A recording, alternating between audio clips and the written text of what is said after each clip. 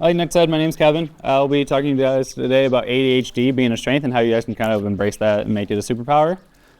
So I'll tell you guys a little bit more about me. I went to NIU 3 different times for 3 different degrees.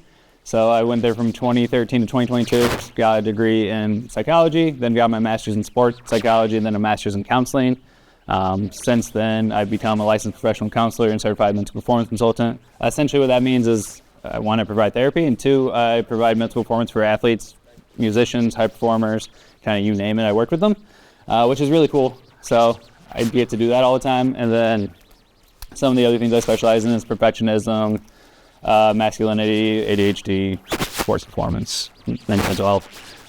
And like Nick said, I practice at Konick and Associates, which my boss is in the corner back there, so no pressure for me. All right, so a little rundown of what we're going to talk about today. So we are going to talk about just what ADHD is at its root, so you guys kind of understand it. If you have ADHD, I'm sure you know a little bit about it. If you think you might have ADHD, you'll learn a lot more about it today. Second, we'll go through some myths with ADHD so you understand it a little bit better, and also get to know what some people say about ADHD that's not true. And then we'll get into how it's actually a superpower, why it's actually a great thing for the modern world. It's actually viewed as a disability and a problem for people. And then we actually started to learn that it's actually a really good thing. So if we look at dyslexia as a whole, the top 10% of people with dyslexia actually end up becoming like Fortune 500 CEOs, executives of businesses, professors, teachers, doctors, and actually doing really cool things. However, for the longest time, the bottom 10% of people with dyslexia were college dropouts, high school dropouts, ended up in jail. And so there's this whole belief that's a disability. People aren't as smart because they can't read normally. Well, the way that this actually ends up benefiting people with dyslexia is they see the world in a completely different way. They actually learn how to process information in a completely new way, think outside the box, and be creative in their approach to learning and education and teaching others, which is super helpful because in this world that we live in, it's typically structured for neurotypical people without dyslexia, without ADHD. So a lot of thought creation is all the same. We don't actually think outside the box too often, but people with dyslexia always think outside the box. So they actually get to generate new ideas and push ideas forward and be innovative, which is cool.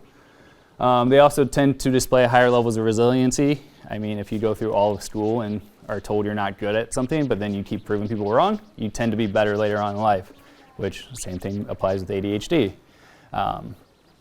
And so the most important thing to remember with dyslexia and turning into a superpower, the people that actually do turn into a superpower get the proper support, they learn how to read, they get the coping strategies, they get the glasses that help them see letters properly, and they actually receive that help early on so that they don't have to struggle as long, and then they see better outcomes later on in life. So, also, if I'm talking too fast, please tell me to slow down. I have no problem with that. But there's a lot here, so I want to make sure we get through everything today. So we'll run through some of the basics of ADHD here. So this stuff is very much science-y, so if I lose you, just raise your hand. First, we'll go over the neurobiological aspects of ADHD. Yes? Oh, okay. So ADHD is caused by a neurotransmitter deficiency of dopamine. Dopamine is often referred to as our pleasure hormone, but in reality it's our motivation hormone. Because if we do something, it tends to make us feel good, and then if it feels good, I obviously want to do that again. So, like eating candy, obviously if you have the first piece of candy, it tastes good, so you want to eat it again. So candy often leads to dopamine, which is why kids with ADHD love candy. Fun fact. So with our ADHD brains, we tend to have lower levels of dopamine, and it takes a lot more to get that raised up, so it takes a lot more to get motivated, which leads to issues like procrastinating, not cleaning our rooms, and things of that nature. But we also have another deficiency in noradrenaline, or norepinephrine. So essentially what that is, it controls our parasympathetic nervous system, which essentially makes our fight or flight response work, and I'll get into more of that later. But it is kind of important. But because we have these deficiencies in these 2 areas, it causes the brain to be overactive, kind of split off into multiple directions, so you get distracted super easily. ADHD stigma here. You'll see a squirrel go by and you'll be like, ooh, squirrel, because your brain can't focus for long periods of time because of these deficiencies. So this also affects several key areas of our brain. One, attentional control, so the ooh squirrel thing, that applies to that. Our inhibitory control, aka impulse control. So people with ADHD tend to have problems with like impulse buying things or like just interrupting people because they have no impulse control. So that's one of the areas that is affected by this. And then executive functioning, the ability to organize, make decisions, do big higher level things in our prefrontal cortex, which is the big part of our brain that develops later on in life. So those are all things affected by it. And then there's also causes abnormalities in our basal ganglia, which can impact our motor development, especially our fine motor development. So who in here has really bad handwriting? Well, now you have an excuse for it. I also have really bad handwriting, and I was thrilled to learn this information. But yeah, so that's the neurobiological sciencey stuff. The other side of it is our behavioral changes. So hyperactivity, as you notice, I keep like pacing around and moving because I'm hyperactive, and tends to present in kids with like fidgeting and stuff like that, tapping your legs, things of that nature when you're in class. Procrastination. How many people in here procrastinate when they do homework? Yeah, I love it. Me too. It's great. All right, and then difficulty sustaining focus for long periods of time. You're interruptive in conversations or in class. A teacher might be talking and then asking a question, and you answer the question before she's done talking. And I know teachers hate that, but you have the thought, and you're right, probably. Tend to be impatient. So a lot of these sound like negative things, but this blue area here is actually the positives that we start to see from ADHD. So with ADHD, you're actually able to multitask. Neurotypical people cannot multitask. They might tell you that they can, but they'll probably be like cutting a tomato, but then be like, oh, I need to go wash these dishes, and they stop that task to go do it. People with ADHD can actually hold a conversation, do a task, and have something else going on in the background, and their brain can cognitively do all those loads without missing a step, which is really cool, because normal people can't do that. And then the brain can follow multiple trains of thought. I'm sure if you have ADHD, you've noticed you will be off daydreaming and thinking about other things while you're also still learning in class. And then you're like, I learned nothing today, but then the test comes around, and then you actually learned everything that's on the test and have 0 problems, which is really cool, because if other people in your class without ADHD are daydreaming, they're not going to do well on that test. And the last big behavioral thing I'll touch on here is your ability to hyperfocus on exciting tasks. So cleaning your room is never going to be an exciting task. Learning about, I don't know, literally I get excited about everything, so I'm a bad example for this. But playing video games for most teenage boys, like that's actually really exciting. You'll hyper-focus on that for hours, whereas like cleaning your room is the most boring task on the planet, so you're not going to do that. However, as you get older and start to develop hobbies and interests that actually are beneficial, well, I love video games, so they're beneficial too. But other hobbies, like you'll actually hyper-focus on them and learn at a higher rate than other people around you because you just have that ability with your ADHD. All right, so a little bit more about dopamine, norepinephrine. Like I said, dopamine is the pleasure hormone, makes us focus, and allows us to start and achieve our task. So if your dopamine is at 0, you will lay in bed all day. If you get a small task done, your dopamine will go up a little bit, and then you'll be able to do another task and another task and another task.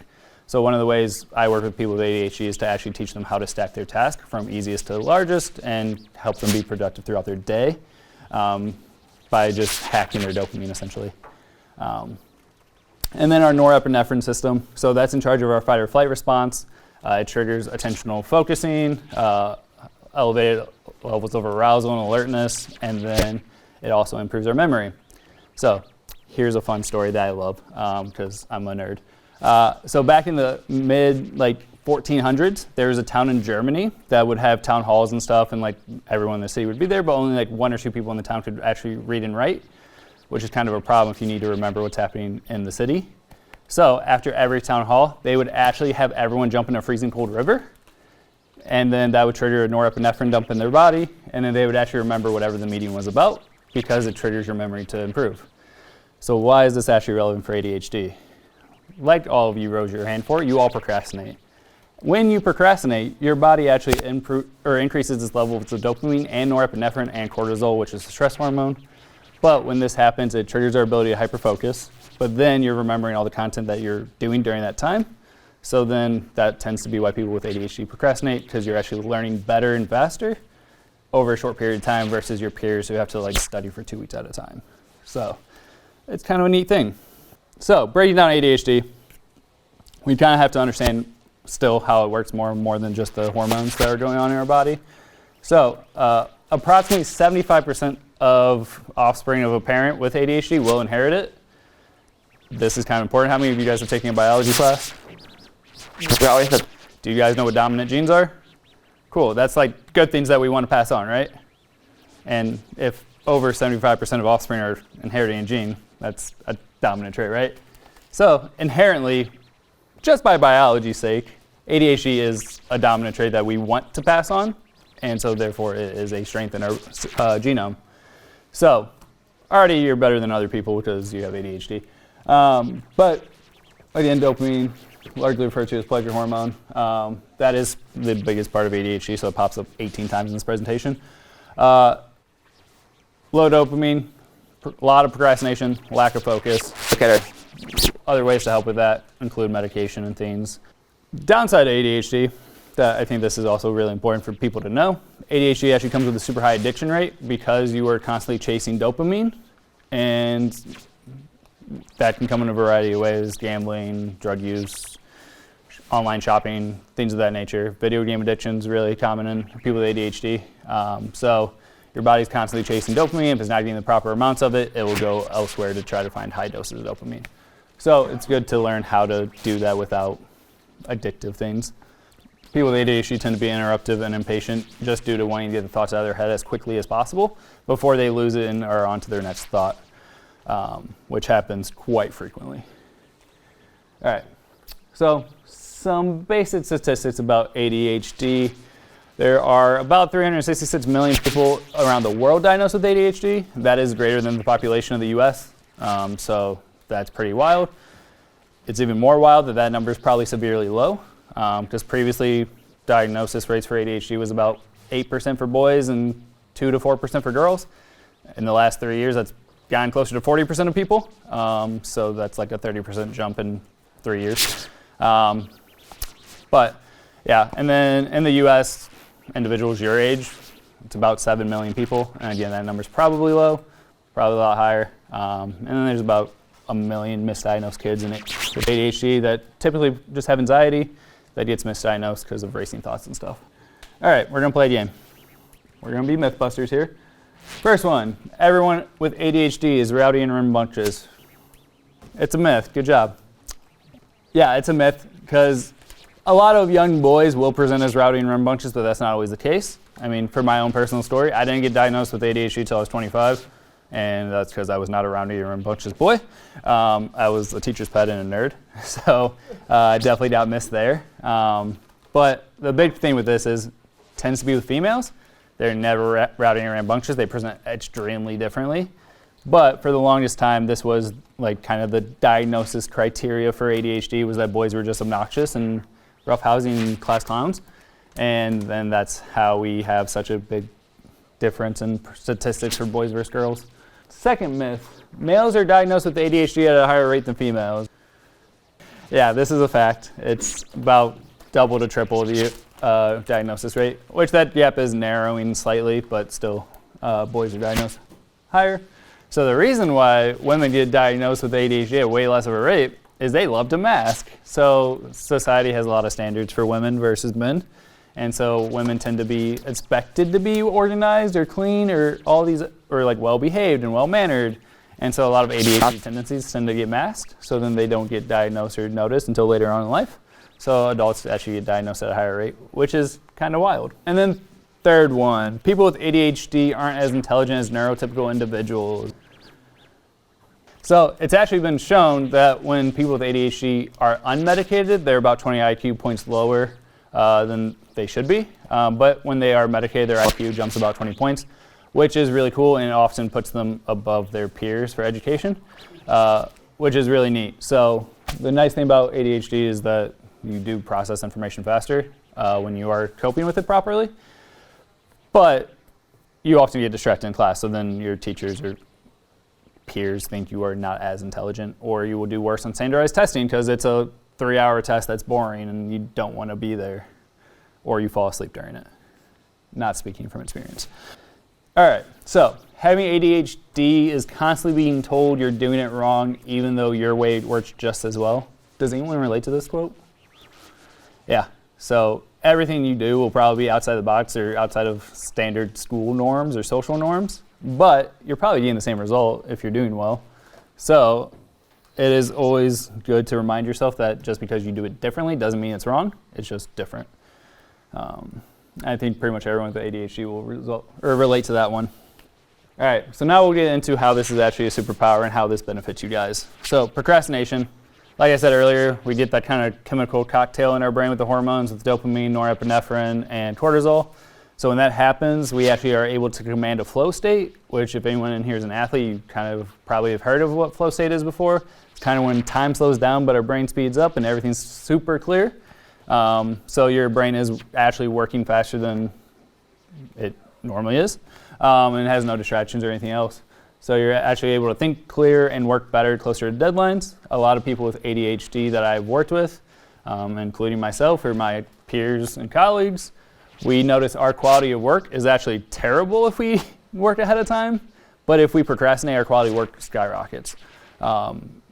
It's weird, but it works, so you kind of have to embrace it. Now, every teacher you ever will have will hate you if you, or will hate me if you tell them I told you to procrastinate, but it works, I promise. Just don't go late on assignments, just get them done on the deadline. But yeah, so the next thing, hyper-focusing. Because you're able to hyper-focus on certain tasks or hobbies or interests that you have, it actually helps you learn areas of interest way quicker and be extremely productive when you are in that state versus your peers who will do things at kind of the same tempo all the time. They'll have random spurts of hyper-focusing and extreme productivity, but it's not as fast. And then, like I said earlier, having multiple thought trains, this helps with your ability to problem solve and think through things quicker. Your critical thinking can actually improve. You'll probably notice in high school you might be a little bit behind in critical thinking, like in English class, but that's because you're probably getting distracted a lot more. But as you learn to actually embrace the ADHD and work on those strategies that make it better, your critical thinking skills actually do go up. And then you're able to manage larger workloads.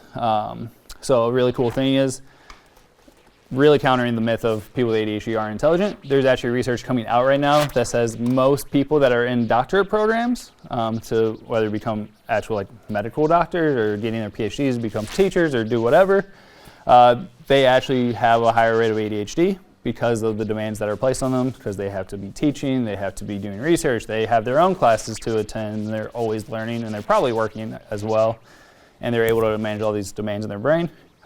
So it's actually really important to have ADHD to perform at higher levels in life. And then there are more. So then able to work in chaos. How many of you guys actually play music and do things or have Netflix going while you're doing work? How many of you hate doing anything in silence? Yeah, it's terrible. Other people, without ADHD, they tend to need to work in silence, or they can't work with other people around because then they get too distracted and they can't handle that. But people with ADHD can tend to handle the background noise and the chaos. I am actually very anti the research that says people with ADHD should sleep in complete silence and in the dark. You can sleep with background noise. I promise you it's actually going to make you sleep better. Again, parents probably hate me for that one too, but it's fine. And again, higher processing speed, so your brains are working at overstimulated pace. You're actually capable of thinking better and thinking of multiple things at once. Super cool. And then especially if you're medicated or do learn coping strategies to manage the ADHD, you are just processing information a lot faster. So this is 2008 Olympics in Beijing. So the reason I have this up there is athletes have ADHD at an alarmingly high rate, and it actually makes them better athletes. And we're going to get through the part of the presentation here where I actually tell you why different professions have ADHD at a higher rate and how it helps them. Yeah, so it comes up in a variety of ways. And also a thing that I think is really cool with ADHD in athletics, the ability to hit flow state is way easier, because flow state is actually one of the hardest things that the human brain tries to get into. For a long time, a lot of athletes, it was considered 1% of them could do it occasionally. And then the more ADHD athletes we're seeing, the more we're noticing they're doing it about 10 to 20% of the time versus 1% of the time. So it's a big difference there. But yeah. So other places where people with ADHD can thrive and actually do really well. We have academia, so research, teaching, things like that, because you are doing different interests and you're constantly doing different things, which helps out with managing the ADHD. Music tends to be a good one because, as a lot of you said, you like having music in the background, so your brain can actually like attach to music and relate to it a lot easier. And then you're always doing something different. I'm sure a lot of you, when you're listening to music, you probably don't let the song finish most of the time. You're probably skipping to the next song like with a minute left because you're like, okay, I'm bored. So working in music always gives you different stimuli, which is really cool. Therapy, obviously, because I do therapy, but also physical therapists and occupational therapists, as well as mental health therapy. They tend to have ADHD because they're working in a lot of chaos and a lot of stimulation, or like mental health therapy. I'm seeing a new person every hour, so I get to hear new stories every hour, and I get to help new people every hour. So I'm constantly being re-engaged, which is really helpful. And then also like holding information and then also reflecting back to people. That's super helpful skill that ADHD really helps out with. Art and language, writers and artists, the whole daydreaming aspect of ADHD, really helpful if you're trying to be creative and think of things. So ADHD is really helpful in that field. So yeah. All right, so when I was first creating this presentation back in October, I asked a bunch of people, interviewed a bunch of people about their experiences with ADHD, and these are some of the takeaways I got from them. Maybe you guys will relate. Maybe you guys want to know more about some of these things. But one of them was an architecture graduate student. When I asked him about how his ADHD actually helps him and makes him have a superpower, his was interesting. His ADHD task paralysis, so when you have way too many tasks on your plate, you kind of just shut down. He recognized that actually taught him how to have better self-care habits, because he knows when he gets to that point, he just actually needs to take a step back, take care of himself and stop overworking, and then he can actually get back to doing the task. So I actually thought that one was really fascinating. I wasn't expecting task paralysis to pop up in these interviews. One of the basketball players I've worked with, I asked them about their experience, and he says, ADHD makes me a better athlete due to processing the game faster. I mean, basketball is a very high-paced sport, so you have to be able to think really fast. So that makes sense. A writer I interviewed says it helps me be more creative when my brain goes on tangents while daydreaming, and they can come up with the whole story and visualize it in their head while they're working, which is really cool. And then counselor, this was not me, I promise, but I would not have been able to manage so many tests throughout grad school if it wasn't for ADHD, which I mean seems like a pretty common consistency with a lot of graduate students. All right, so ways to help you make ADHD a superpower. 1, exercising regularly. 90 minutes a week can actually help improve your focus and emotional regulation. So athletes actually tend to not get diagnosed with ADHD till later on in life or when they have an injury because they're exercising daily. So it helps actually calm a lot of their negative symptoms of ADHD. And then positive reframing. So instead of viewing ADHD as a limitation or a disability or a disorder, you view it as a strength and a way to make you better. You actually will start to notice the ways it's helping you versus harming you, which I think is really helpful. And also kind of the point of this presentation today for you guys. And then coping strategies, learning how to control your ADHD. Obviously, that's what therapy is for. So people like me help you learn different coping strategies, different skills, different techniques on how to actually manage the ADHD, improve your focus, improve your social skills, better your executive functioning, and do all these things. And so I think it's actually really helpful to learn that stuff. And the earlier you learn it, the more successful you'll be, the more ambitious you'll be going forward. And then medication. Medication has been shown to be super effective for people with ADHD. And actually, if you start it younger, this is not advertisement for medication, but if you want medication, go see a psychiatrist. But it actually shows if you start younger, by the time you're in your mid-20s, your brain actually learns how to produce dopamine at regular levels, and you don't need medication anymore, which is kind of cool. But that helps us achieve our peak performance, manage our dopamine levels on a daily basis, and be productive and effective in school.